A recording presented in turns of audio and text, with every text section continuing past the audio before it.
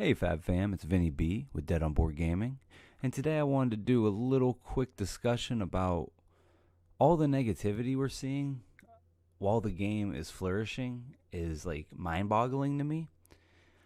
And the only thing I can really put it down to is just the people that don't care about the game and only wanted the free tendies.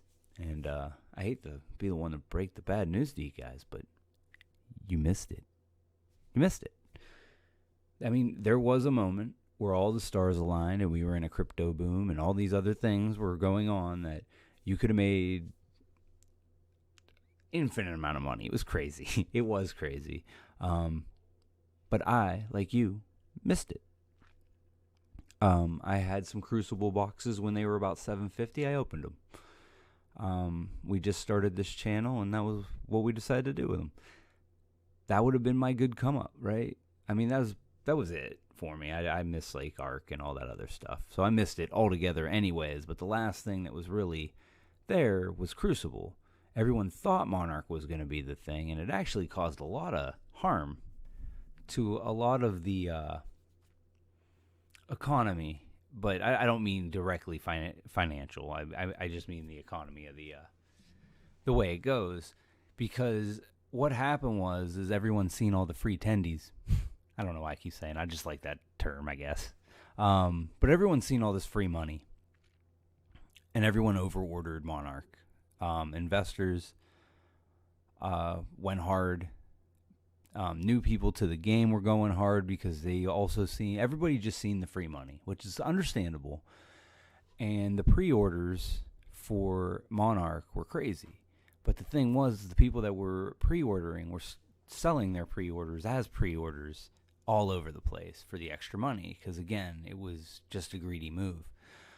The outcry of the game not being accessible to players due to this fact had Legend Story Studios consider what they needed to do, and they moved back first edition and made Unlimited come out, I think, within a month of it.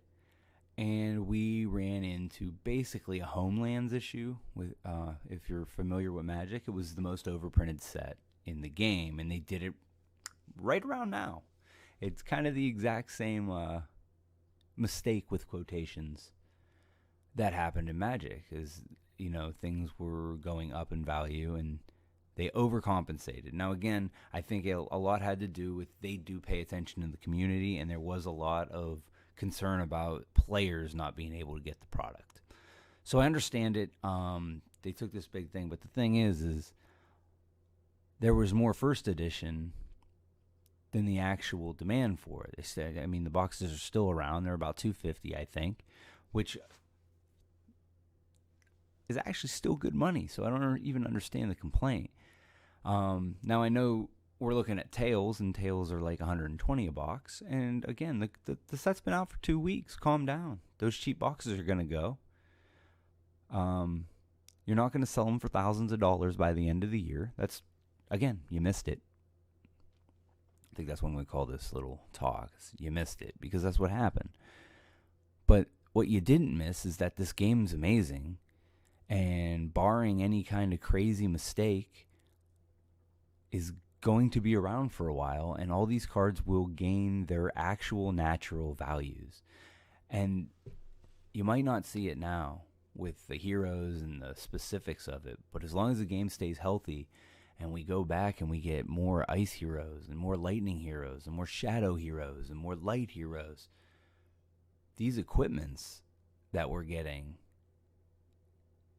are going to keep going up, especially the collectible version, because the more we get players, as long as the game stays healthy and keeps the trajectory that we have right now, the game's on fire, and everyone's being negative. It's unreal. It's unreal. We have more players, every day there's somebody asking, hey, I'm new, I have rules questions, all over the pages, the fan page, everywhere. There's people asking, saying, hey, I'm new to the game. Hey, I cracked some boxes. These are what I opened. I'm excited for the game. This is who I'm building. It's all over. The game is healthy. The market needs some work. Again, I think Unlimited isn't figured out yet, and I think they'll get there. But I do think they need to let Unlimited kind of dry up a little. It doesn't have to be completely dry. But I don't think they have to be so close. Like even 2 months is probably a bit too much. You know what I mean? And like as soon as the market kind of gets wonky, it'd be a perfect time to be like, well, here's unlimited, guys, and now we're back to collectors. But again, all we want is players, because in 5 years, when we get 250,000 players uh, or whatever, 100,000 players, anything like that, these cards go up because a percentage of players are collectors or are going to want to, well, what did I hear somebody call it? Ice out their equipment. It'll be a thing. So it's slow money now. You miss the fast money, but there's no reason to complain because the game's good and the game's doing well. We're gaining players. So I'm so confused on why there's so much negativity. If you bought in here, you bought in the wrong game. It's MetaZoo right now. MetaZoo's acting like that. Now the question is MetaZoo going to be a good game?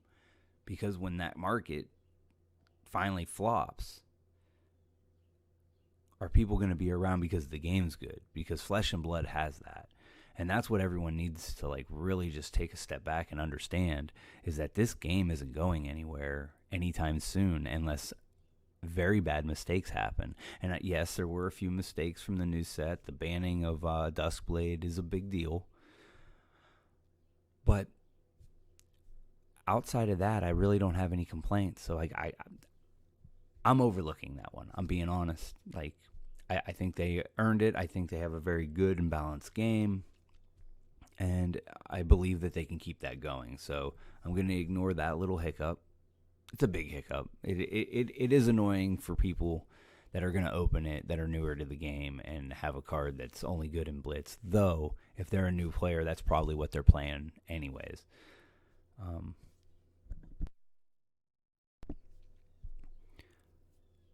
But yeah, I mean, what do you guys think? I mean, seriously, like, what side do you guys sit on? Because I sit on the side that we're a real TCG now, and that the value will be coming from years down the line, and we're done with the free money. That's not a real thing anymore.